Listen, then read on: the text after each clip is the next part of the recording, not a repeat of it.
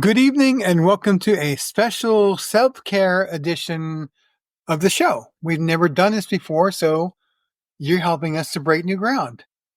How nice of you to volunteer. We appreciate it very much. As always, I'm Craig, aka Coffee, the man steering the episode with my amazing co-host and navigator, Cuddles, aka Anna Marie. Hiya. Hi. So we talk about a lot of things on this program. We talk about coffee, we talk about couples, we talk about many things, and we've kind of skated around self-care.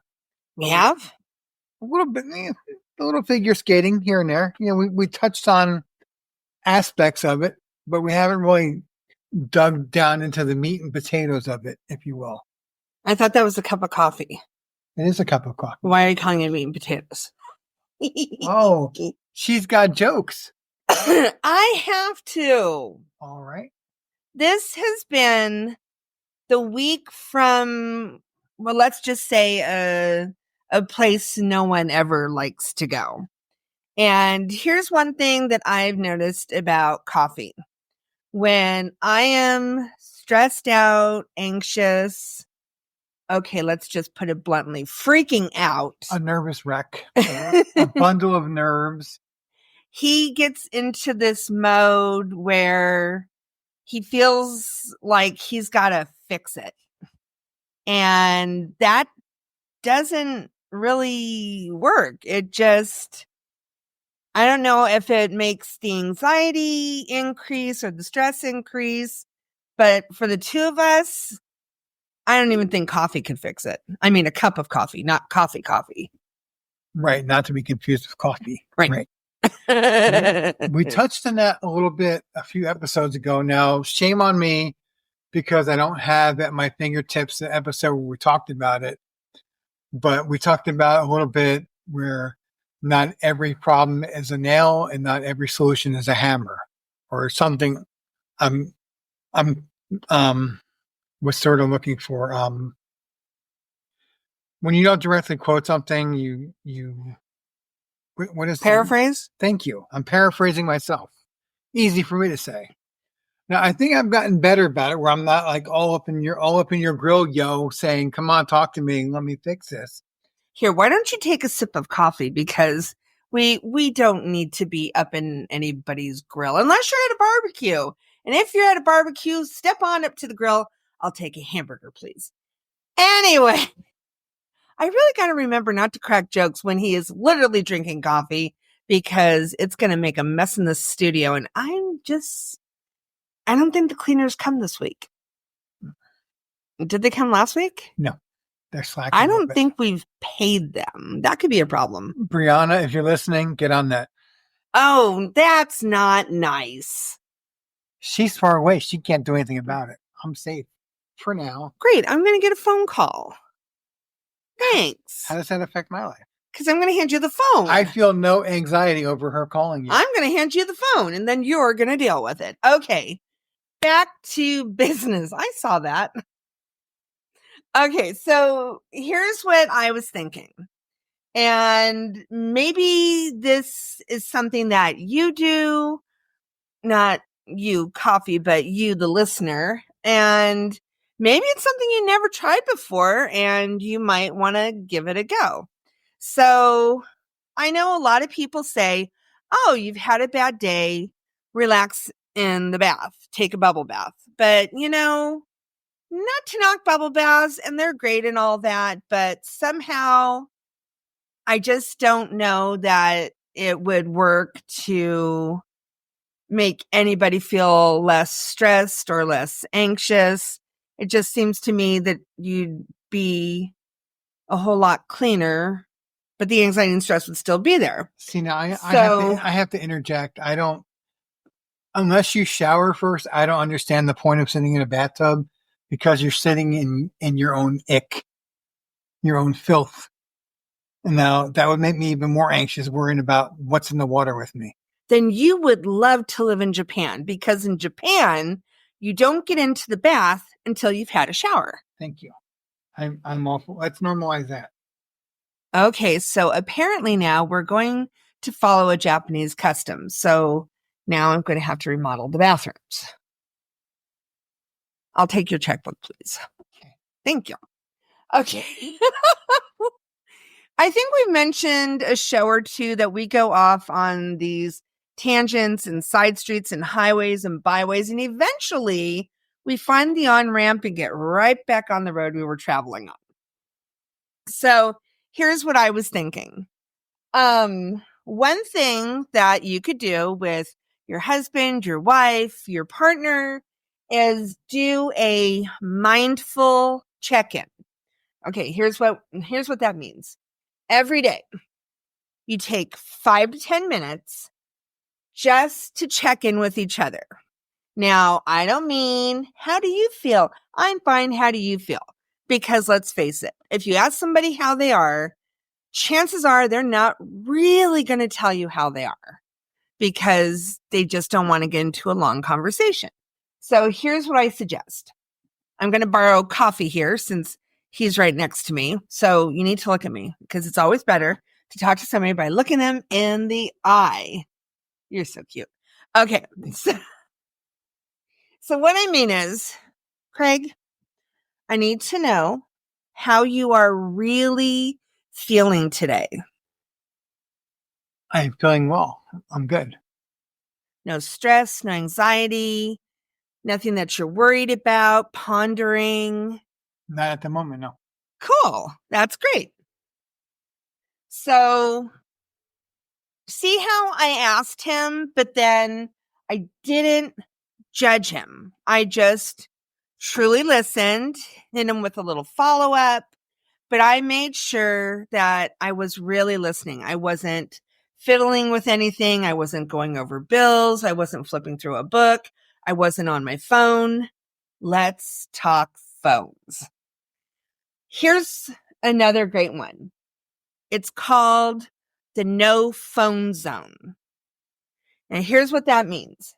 Each of you take your phone, you put them in a box, in a basket, in a cupboard. Don't leave them in your car. Never, never do that. But just lock the phones away for, like an hour or more if you and your significant other are cool with that. But just no screens, just pure connection with the love of your life. That way, there is nothing to take you away from your husband, your wife, your significant other, and you can truly just connect with one another because let's face it, phones are great, but you honestly cannot really be present and really spend quality time with another person when you are within reach of your phone because they are just too tempting. It dings, you want to look at it. It buzzes, you want to check it. You spot something flashing on your phone. It's an Amber Alert. It's a news article. It's a text message. It's some social media flibbity gibbet. But if you go into the no phone zone and you just lock them away, then you can actually really spend quality time together. Sounds good to What me. do you think of that one? You like that one? I was with somebody that couldn't go more than 5 minutes without their phone. That's terrible. That stinks. Now, I would suggest yoga because I know there's like all different kinds of yoga. You can go to yoga by yourself. I know not too far away from where we are, there's this place called hot yoga where you're doing yoga, but you're in a really hot room. I don't know. That doesn't sound, I know some people would like it, but I don't know what it is about that just kind of makes me go, no, I don't think so. Now, here's why I'm kind of steering us away from yoga. I tried it once. I was very curious what yoga was all about, and I thought it would be helpful just for me. So I went to a yoga class. It was the very first one. And at one point, we had to lie on our backs on the yoga mats I don't remember why exactly, but we were lying there, and all of a sudden, the instructor kind of stopped what she was having us do because I don't know if I can make this sound where people can hear it, but I'm going to try. I don't know if that picked up. You might have to try it. I don't know if you guys can hear that, but basically I was having us drum our fingers on the desk. So the instructor called us, got our attention and asked if anybody could hear this sound. So we all stopped and the sound went away. So the instructor, continues, and all of a sudden sound starts again. And once again, the instructor stopped us and said, "Did anybody hear that?" All of us are quiet. The sound doesn't seem to be coming from anywhere. And the third time she tries to start and the sound starts going, I realize it's me. I'm drumming my fingers on the hardwood floor because I just want to get to the next thing. Like, what's the next thing am I supposed to do? Am I supposed to bend my knee? Am I supposed to put my fingers on my temples? What was next? It was too slow. Mm-hmm.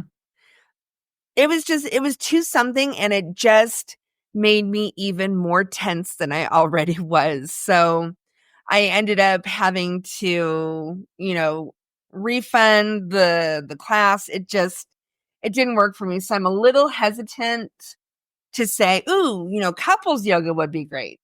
There was something that you had talked about earlier before we went into the studio. I think you wrote it in your notes. It was something about five something. The 5-5-5 rule. Yeah. What was that again? So basically, you set a timer for 5 minutes. You can share your worries. You can share whatever's on your mind. 5 minutes to brainstorm a solution, and 5 minutes to do a relaxing activity together. Now, in that second set of 5 minutes, actually in the first 10 minutes, there should be no judging. The first 5 minutes is just listening to your partner. There's no judging. There's no talking. There's no interjecting. There's no question and answer period. It's just you ask them what's going on in their life, what's going on in their day, what's going on in their head. And they have 5 uninterrupted, judge-free minutes to tell you whatever it is that's bothering them or is a concern. And then for the next 5 minutes, the two of you act as a team and brainstorm ideas or ways to get around it, get through it, get over it, whatever. And then for the last 5 minutes, do something relaxed together. Work on a puzzle, play a game together. Just do something that's totally unrelated to what was going on. And that's something that most likely will help you get over the situation that you're in. That's cool. And you could do this over a nice cup of coffee. Exactly. Coffee's good. Coffee is good. In fact, today I would say that I was starting to follow the 5-5-5 rule, but probably took me about 50 minutes to drive home. And I would say probably 45 of that was me just going on and on and on about my day. And I listened. I didn't judge. I didn't question. That's how the phone calls work with us. And several reasons for that is one, as her partner, her boyfriend, whatever, it's my job. It's my I don't want to say job or duty, like it's an obligation that I have to do. It's more along the lines of I'm happy to do it. And she asked me why once, and I said, well, if you can't, pardon the language for just a second, but if you can't bitch and complain to me, then who are you going to do that with? I don't want you running off and finding someone else to commiserate with or feel like, oh my God, I can't talk to him about anything, or I can't talk to her about anything. I know for me, with my ex, it got to the point where I just stopped talking because it was always, sorry, I'm not talking in absolutes. A large part of the time, or at least there was a period of time where the answers always seemed to be, no matter what I said about how bad my day was, they would come back about something that made their day ultimately worse than mine. And it became like a competition or a contest. And eventually I just said, you know what? This is not doing anything for me whatsoever. It's not productive. It's making me more anxious. It's making me more nuts. It's driving me a little bit crazier. So I just shut down. And a lot of couples, I believe, find that this happens where they don't have that freedom or that safe space to talk about whatever they want to talk about without the other person interjecting and saying, well, I went through this or I went through that. I know when I had cancer many, many years ago, I would talk to people and they'd be like, oh, my cousin's brother's nephew's neighbor had that. So I know how you feel. No, you don't know how I feel because one, it was probably not the same type of cancer. And two, it's different for everybody. It affects everybody differently. Just like you may have a problem that's similar to your partner's, but there's going to be differences and there's going to be things that make it different for you than it does for them. You could both have terrible bosses, but they're terrible in different ways. And harping on your partner or asking a million questions and just being all judgmental is never, ever going to be a solution to whatever's going on with them. And you may find that your partner doesn't open up to you anymore. And this, I'm not saying that's the only reason why, but it's definitely a reason why they would stop talking to you if they feel like they can't without being judged or without being heard. Being heard and knowing your partner actually listens and hears you, not just listens to what you're saying, but they actually hear what you're saying. And you know that they do because they can repeat parts of the conversation back to you and say, so you said XYZ. And I think that it should be this, or it could be that, or whatever. But they know that you're actually listening and not like Cuddles said, you're not on your phone. You're not reading a magazine. You're not flipping a coin up in the air. You're not doing anything except giving your undivided attention to them for 5, 10, 15, however many long minutes it takes. 45. It's about 45. Another thing, and actually, this is a really good one because I just realized that this is kind of something that I've noticed that you do a lot, but this is like a you thing. So let's try to turn it into a couples thing. So having like rituals, something that is consistent that happens every day. Like Wordle. Yeah. So one of the things that we always do together is before we call it a day, we always play Wordle and what's the other one called? Waffle. Waffle. Wordle and Waffle. Is it called Waffle? Mm-hmm. Okay. I just remember the picture looks like Waffle. I didn't know it was called Waffle.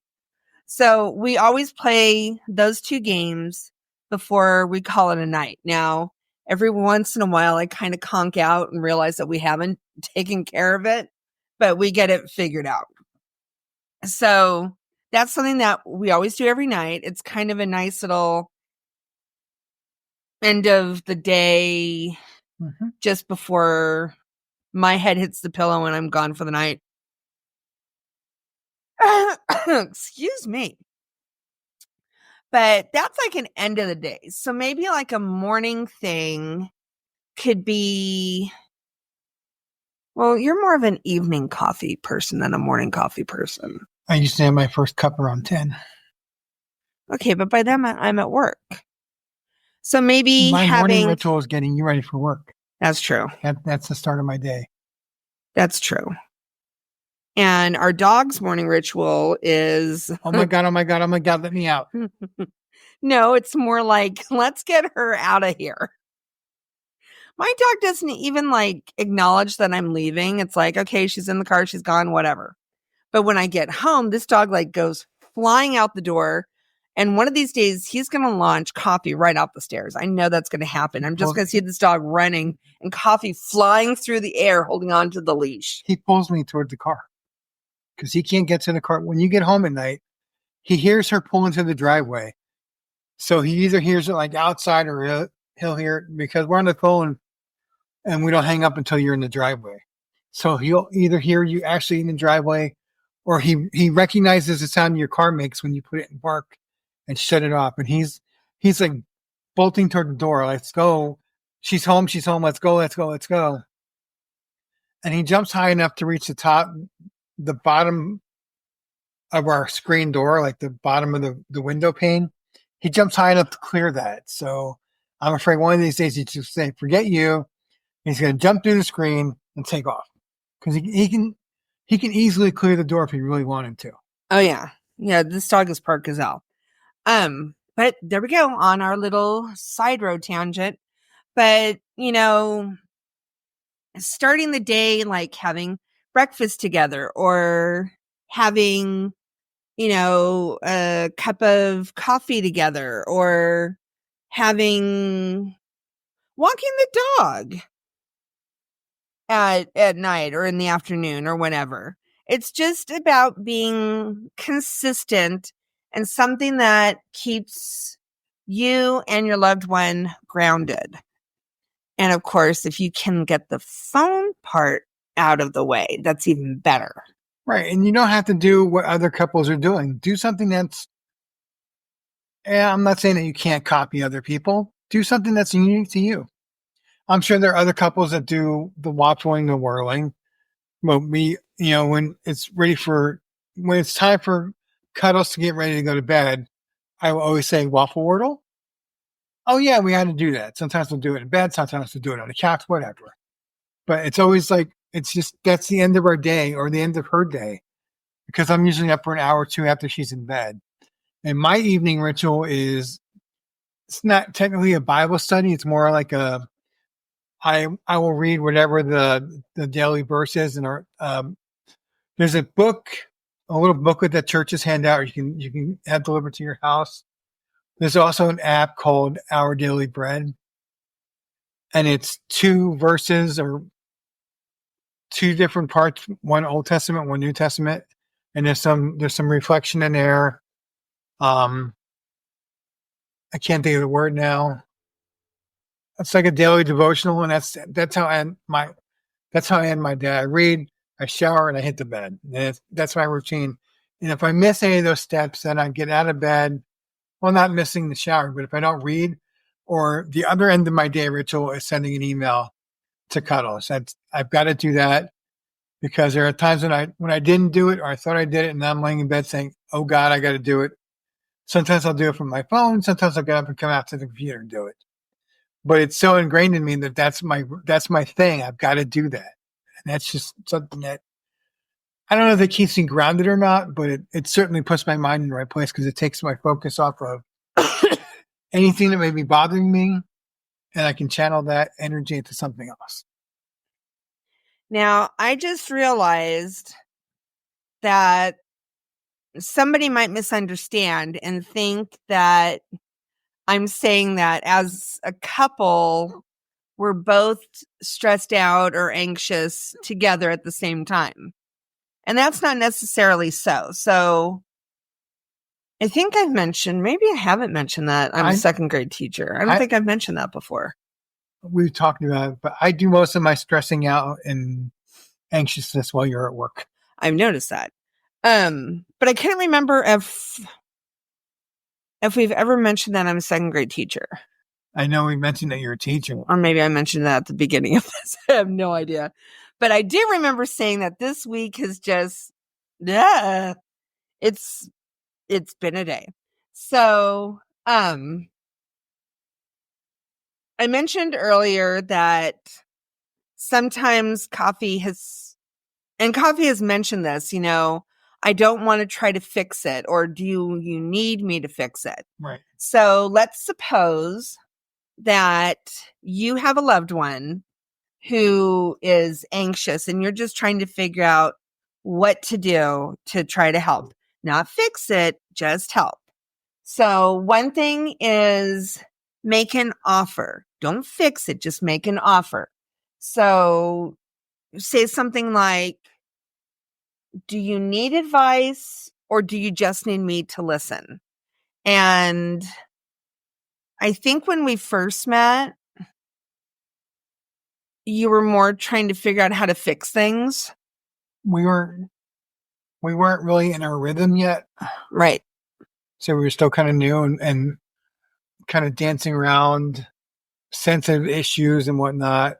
And now my thing is, do you want me to listen? Do you want a solution, or who do I need to beat up? Because Because I'm so butch that way. you are. It Oh, okay. I was flexing. He was flexing. I think it really helps to make the offer. Do you need advice or do you just need me to listen? That way the person knows if they really just need someone to talk to, that they've got somebody who's really going to listen. Or if it's one of those situations where I have no idea what to do, sometimes it helps to bounce ideas off or to hear ideas from somebody else. Something else you could do is encourage your loved one to take some time for self-care. Don't push them into it. Don't like drop them in the bathtub, toss them in the jacuzzi, push them out the door and say, go for a walk. Don't do that. But just, let your loved one know that it's time for a break or time to rest or just do something that your partner loves to do. Don't throw chocolate bars at them. That just makes them angrier. I like chocolate bars. I know, but you don't want me to like toss it at you from across the room because I'm too afraid to get close to you. Oh, that's true. That would be rude. That's true. Don't do that. Okay, don't do that. You're right. Now I want a chocolate bar. Maybe later. Maybe. Because sometimes if one person is stressed out, they might not even realize I need to take a little bit of time for me right now. I need to take care of myself right now. And they might not realize they need to do that. Or they may, in the back of their mind, be thinking, I really just want to go get a cat nap or do my facial cleansing routine, or I just want to go roller skate for a bit. They might be feeling like I can't take time to do that because that's just selfish and rude. So the be all end all is to know that self-care, it's not just an individual thing. It's something that can make your relationship stronger. It can reduce anxiety and it can make you and your partner a lot more connected. Does that make sense? Yeah, it does. I think it makes sense. So our challenge to you, sorry, you didn't know there's going to be homework, did you? Pick one self-care strategy from this episode or something that you picked up online and try it out with your partner. Now, it may feel awkward at first, but the more you do it, the more natural it will start to feel. And before you know it, you're just doing it without even thinking about it. You both fall into a routine. And I don't say routine is a bad thing. Sometimes routines are a bad thing. In this case, it's just something that it's another tool that you have in your toolbox, another arrow in your quiver, however you want to put it. It's just one more thing that you can use to help your partner when they're feeling a certain kind of way. As always, we appreciate you listening. We thank each and every one of you for being here. It's just our 2 cents worth. Your mileage may vary, of course. But I want you to take these things that we talked about to heart and put them into your own lives. So we'll see you next week. We hope you have an amazing week between now and then. This episode will drop on someday this week. We love you. God bless, and we'll talk to you soon.